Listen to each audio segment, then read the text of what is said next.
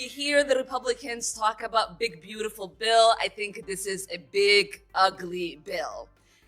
Let's call it what it is. It is the largest transfer of wealth from the poor to the rich in U.S. history. This reconciliation package proposes devastating cuts to Medicaid. Did you catch that? That right there is textbook squad playbook, same old song we hear from Ilhan Omar and the crew. All emotion, all hysteria, zero facts. Republicans are evil. They want to hurt the poor. They're just lining the pockets of billionaires. It's a police state. You've heard it all before. She scoffs at the idea that the government might actually be wasting money, insisting every penny is spent perfectly, and anyone looking for savings is some kind of villain. But hold on, because Representative Brandon Gill is up next, and he didn't come to play. He brought the receipts. We're about to watch an absolute takedown, the kind of common-sense showdown Congress desperately needs. Before we dive into the full clip, if you're as tired of the squad's nonsense as I am and want to see facts finally win over feelings, smash that like button, subscribe, and hit the notification bell. Let's get this in front of more people. Now, let's watch the exchange unfold. Assistant. That means more untreated illnesses, more hungry children, more preventable deaths. This isn't just line items in the budget. There are people's lives, the sacrifice of human dignity and of life itself. And for what? So that your billionaire friends can get nearly $300,000 in tax cuts? This is not a serious budget. This is a green light for authoritarianism, for inequality to run rampant. It is a police state budget wrapped in billionaire tax cuts. Mr. Gill from Texas is recognized for 6 minutes.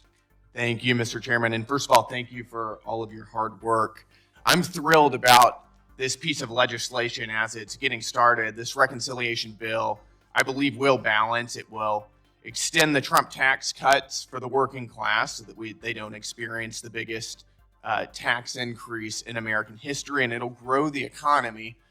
But of course, it will also help us to implement the Trump agenda, which is to clean up the chaos and destruction that Joe Biden unleashed on our country over the past 4 years.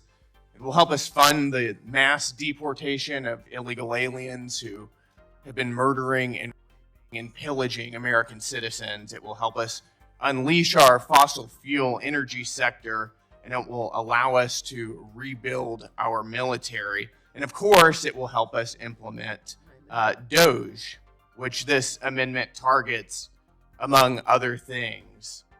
As DOGE has been rolled out, I think it's been a bit curious because I found that so many of our colleagues on the other side of the aisle have not been upset about the waste, fraud, and abuse that this process has uncovered. Rather, they've been angry that the fraud has been exposed at all. We found that for decades, the administrative state has been weaponized against the American people. We can give example after example of flagrant abuses of American taxpayer dollars. We've heard of some of them earlier, but I'll name a few more. $1 million spent to boost French-speaking LGBTQ groups in West and Central Africa through the State Department. Almost $50,000 on a transgender opera in Colombia, also through the State Department.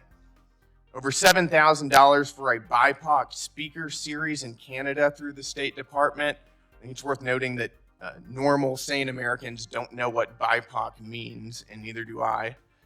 $80,000 for an LGBTQ community center in Slovakia, and over $16,000 for a united and equal queer feminist discourse in Albanian society, whatever that is.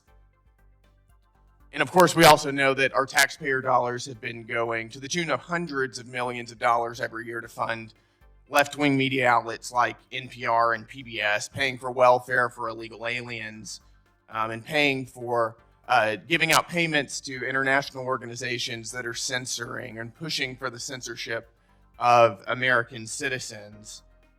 Our own federal government is using taxpayer dollars to promote ideologies that tens of millions of Americans find utterly repulsive. I think if the other side of the aisle has such a deep ideological opposition to this DOGE process, I challenge them to be straightforward with the American people and explain why taxpayer dollars should be funding queer feminist discourse in Albanian society or drag shows in Ecuador. I don't think that they will, but I would love to see it if they did. Elon Musk acting as an employee and an agent of the president, I think, has certainly more democratic legitimacy than Anthony Fauci did, and he certainly has more democratic legitimacy than the nameless, faceless bureaucrats who have been running our lives for several years, the waste of which he is rooting out currently. All right, we just watched the full exchange, let's break it down. First, Ilhan Omar's speech. Predictable, right? Devastating cuts, more hungry children, more preventable deaths. This is the far-left playbook. They can't debate on the merits, so they go straight to emotional blackmail. Any attempt to balance our out-of-control budget? According to them, it's like pushing grandmothers off a cliff. She's literally protecting every dollar of government spending by claiming that cutting anything will starve children.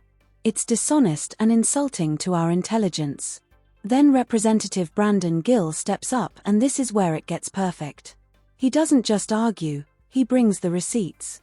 Calmly, he explains what the bill actually does. It extends the Trump tax cuts that gave working Americans a break, secures the border, and unleashes American energy common sense policies everyday Americans want. But here comes the knockout punch. Omar claims there's no waste, fraud, or abuse. She acts like that's just a Republican fantasy. Gill flips the script and reads a list of blatant taxpayer abuses: money for a transgender opera in Colombia, queer feminist discourse in Albania, a BIPOC speaker series in Canada.